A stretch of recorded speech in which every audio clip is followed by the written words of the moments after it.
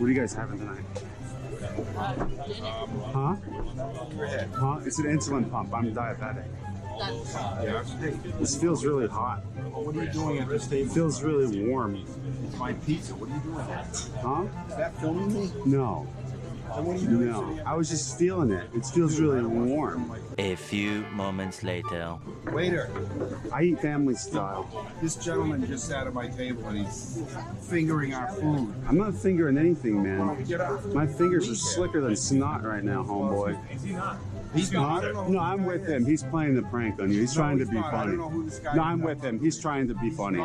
2 very boring minutes later. I eat family style. Go eat family style. You're not eating. It feels. Get out of here. I'm just feeling it. Whoa, whoa! You're dumping water all over me, old man. What are you doing? I eat family style. Get up from the table, please. I'm feeling the. Hey, please get up from the table right Whoa, whoa, whoa, whoa! Why are you making this scene?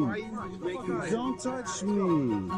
Don't touch me! Hey, how you doing? Kinda jumping the gun thinking that's funny. Not surprised, seeing as when it comes to harassment, you kinda have a habit of jumping guns. You might think you're Rome Sweet Rome interrupting a bunch of strangers and touching meals you didn't pay for, but the GoPro and obnoxious behavior kinda gives it away that you're an impasta. You dodged a bullet picking people who didn't immediately ask you if you wanted to cacciatore these hands. You best be spaghettiing out of there if you don't want to get the boot, or be forced to pay a pretty penny in fines if they call the cops. You can only do so much before someone is going to give you a pizza what you deserve. I suggest you boogie on out of there before your actions focaccia up to you. Several bad puns later.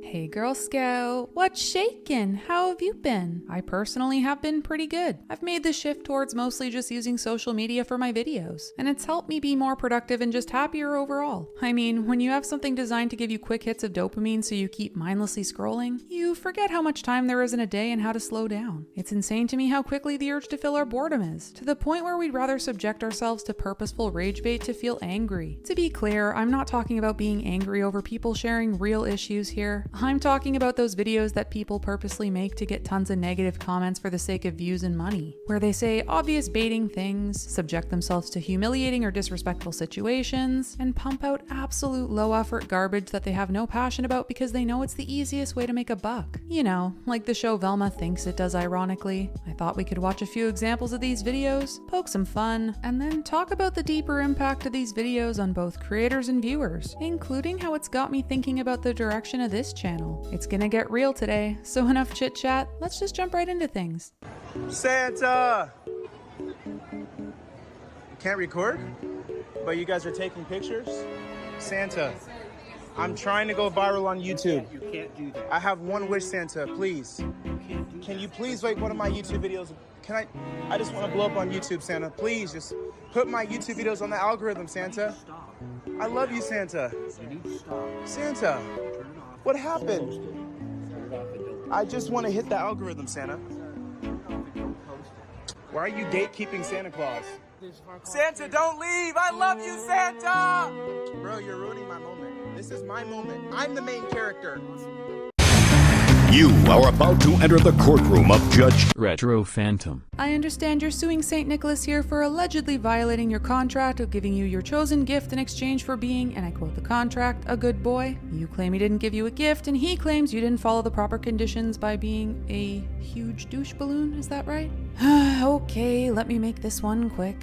The defendant actually applied proper use of the Santa Clause located in Section 4 of the Naughty or Nice List Terms and Conditions, wherein if someone previously nice listed abuses their title and or tries to assert themselves as nicer than and therefore better than the other nice listed peoples, in this case the children waiting in line, the listee or his representatives, in this case the defendant, is able to revoke nice status and cancel the agreed upon contract that promises a once yearly gift to any nice list member, to be given on or within 14 days of December 25th. Section 5A clarifies the enforcement is extended to automatic automatically placing the revoked member onto the naughty list should their violations of the terms under Section 4 in any way ruin the magic of Christmas for young children. And Section 5C says there is no opportunity for reinstatement to nice list until the following year should any harassment be targeted towards Christmas volunteers acting as representatives of the company. In this case, a mall Santa, who in other words is the defendant. I see no violation of contract on the defendant's part, and therefore your claim is dismissed. Go ho ho home.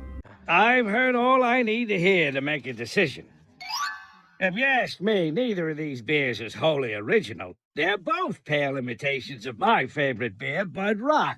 Oh. But rendering a verdict is something I'm paid to yabba dabba do. Yeah.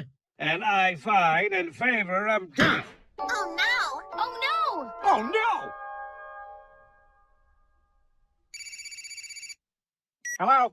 Hey, I'm in the wrong Springfield. Just because you admit you're being a main character in film cringe content ironically, it doesn't mean that it's suddenly not disrespectful to act that way in public. Do you think the kids waiting patiently in line to see Santa care that it's ironic? Do you think the parents who know their kids look up to their favorite YouTubers have any interest in you being that influence? Do you think the guy who's just trying to do his job cares that a fully grown adult desperate for the attention he lacks in his personal life thinks the answer to his void in his life is to harass him for TikTok views? No, they don't. And they shouldn't, because it's not entertaining and it's not helping you grow as a person. That would only be feeding crap to the parts of you that clearly need a healthier type of nourishment. Because like Santa needs cookies and milk to thrive, any human being with an ounce of empathy in them needs food for the soul to feel truly fulfilled.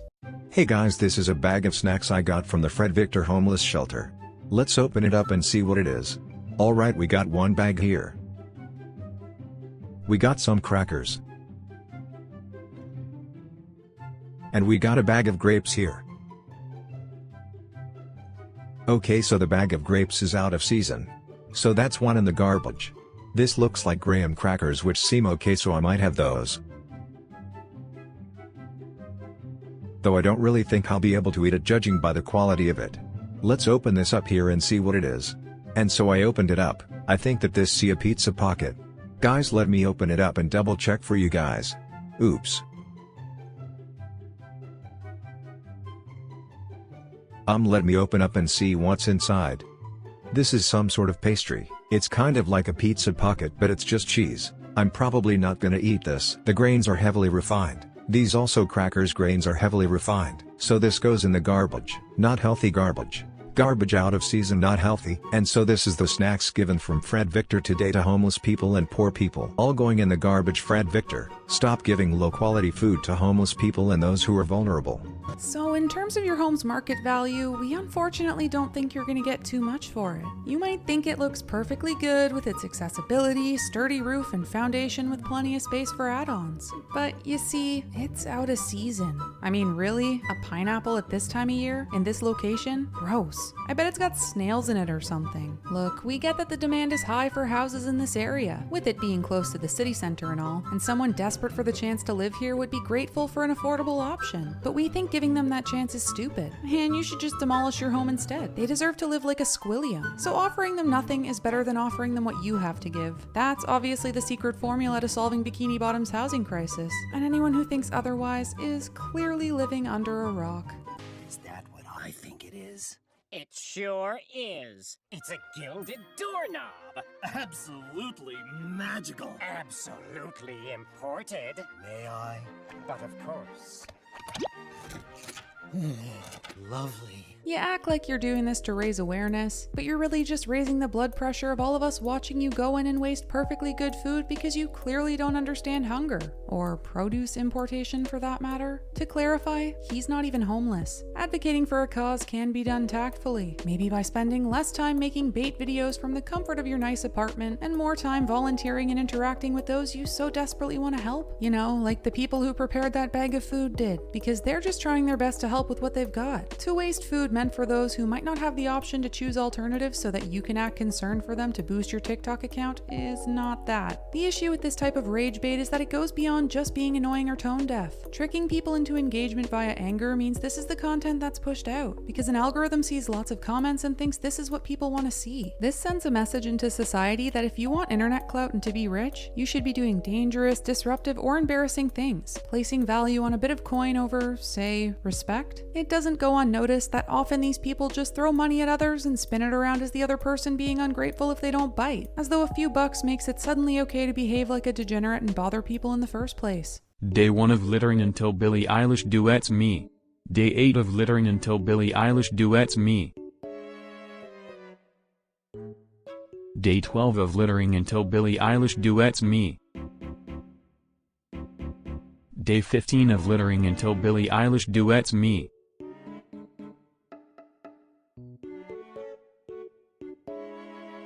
Day 20 of littering until Billie Eilish duets me.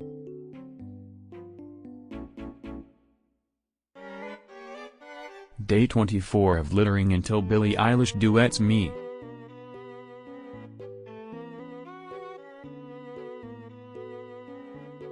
Day 31 of littering until Billie Eilish duets me. Day 32 of littering until Billie Eilish duets me.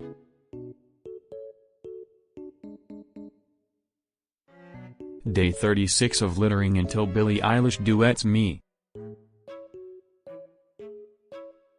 Looks like Miss Eilish was wrong. You're the bad guy. What did you think would happen? Hey, I'm Billie and I'm giving you the attention you're demanding like a toddler so that you stop. That'll make you learn your lesson. Don't do it again, or I'll have to acknowledge you and get you more attention and followers, okay? Just because your mom let you knock over the cereal displays at Walmart as a kid and didn't discipline you, doesn't mean the rest of the world will give in to your selfish tantrums.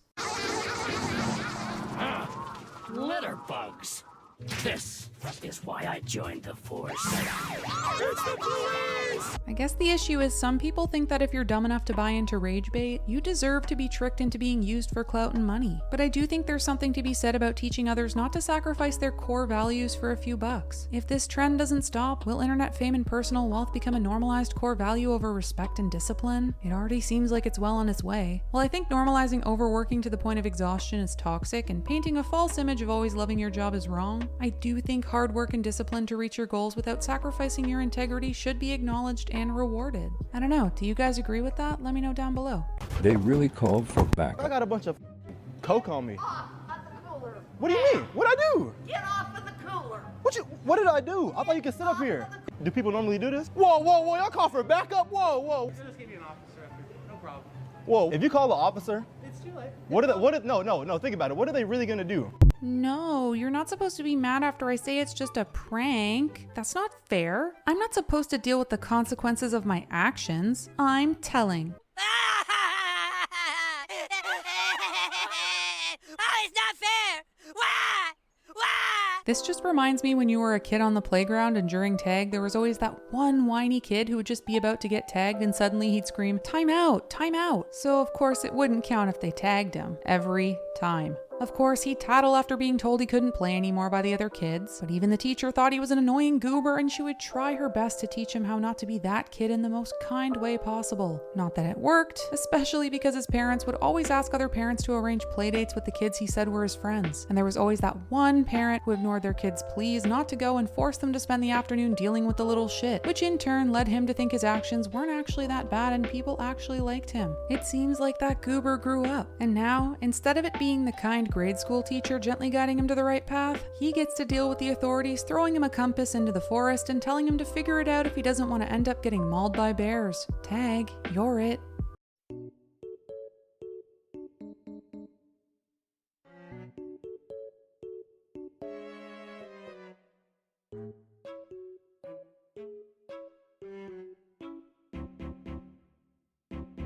POVF Valentine's Bye.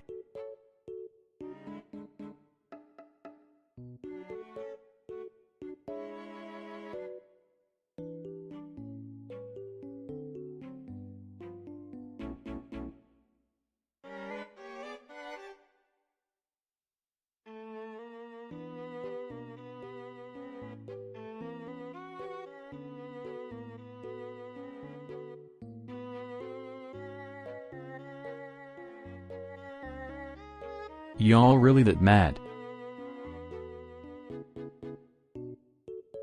Yeah, you showed them. All those happy people celebrating their love think that you're way cooler than them, and they're totally not looking at you pitifully for projecting your emotional hang-ups onto some stuffed teddy bears and candy. I bet they'll feel so embarrassed for not being on trend with their roses and candlelit dinners. Once they check TikTok, which they'll totally do because keeping up with your account matters more than spending time with their date, I bet they'll feel so cringe that they'll make Molotovs out of their bubbly and cloth napkins and just destroy the restaurant that dared offer a Valentine's menu in the first place. And the real trendsetters will shoot literal arrows at the person who dares buy them some heart-shaped jewelry. Oh my god.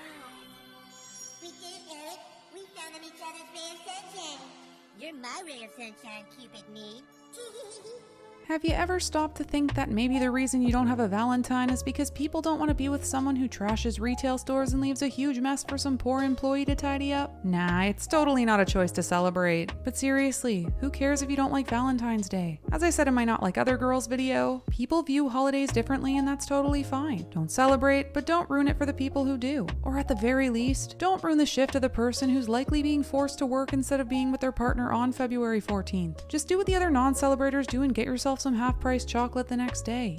And if you do happen to celebrate the holiday, you could help me make my Valentine Ablaze feel the love by going over to check out his new channel, Ablaze Watches. We'll occasionally be reacting to some cringy singing show auditions and trashy TLC stuff together, so I'll 100% see you there. It's a date.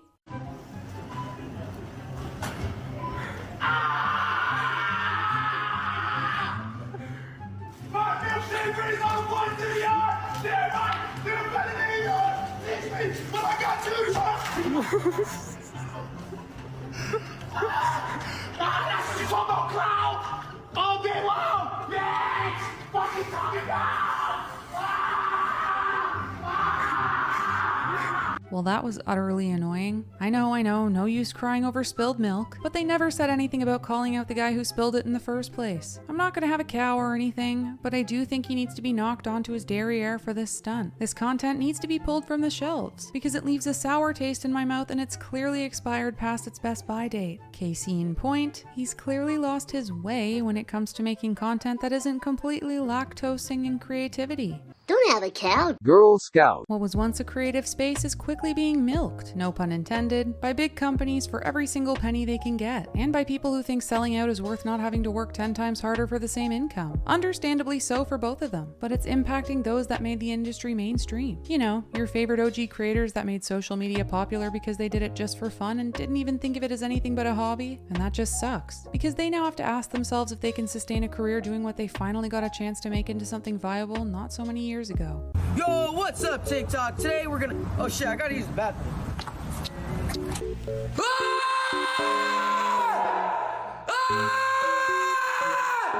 It's coming out! It's coming out! It's coming out! It's coming out!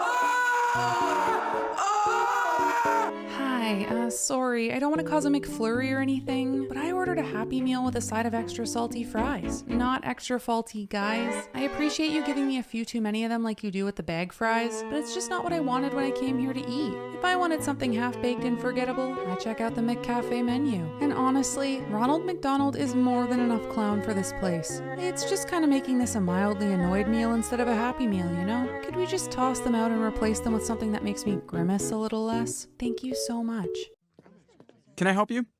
Not illegal, not illegal. Show me the law, not illegal. You'd think with the lack of reaction from everyone that this stuff wouldn't be popular to watch. But like the ice cream machine, something seems to be broken, and people aren't always being fed what they want. But I guess when you're super hungry, you'll take whatever they offer instead, even if it's the equivalent of a month-old Filet-O-Fish. So many creators are throwing hours into their passion projects, and their creations aren't shown to anyone, because it's so much easier to elicit anger and pump out these 1-minute bait videos that pop off. I suppose that's fine to those who are simply doing this as a hobby, but when this is your full-time career, it's hard to keep doing whatever content you feel like doing when your analytics are calling you a failure if you even slightly stray from where the money is. And why wouldn't a massive company reward the ones making them tons of money? When the market for a creative industry becomes this big, you're expected to bring the most value and differentiate from the millions of others competing with you, or you don't get paid. But if it hadn't become so mainstream in the first place, you wouldn't be getting paid to do it regardless. Do you make what you want, or do you submit to the soul beating and follow the money? Talk about a quarter pounder, am I right?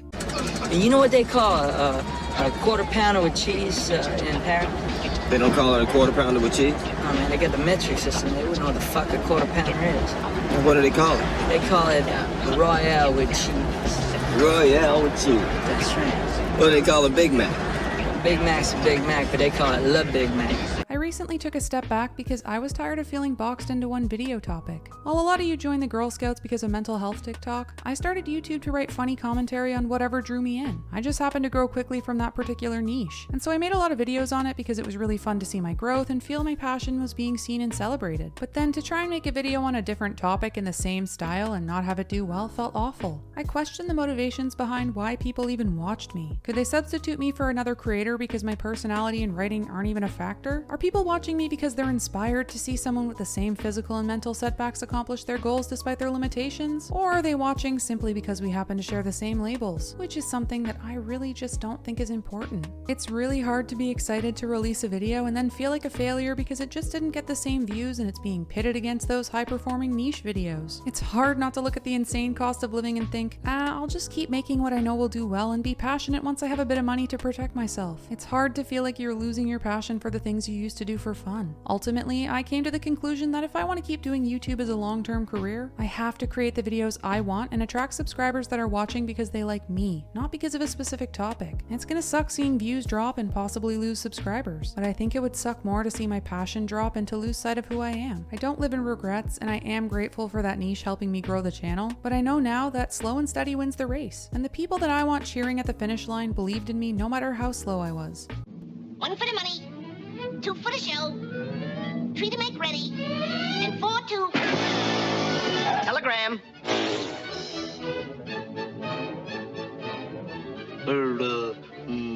You still have time to place a wager. Confidentially, it's in the ag bay.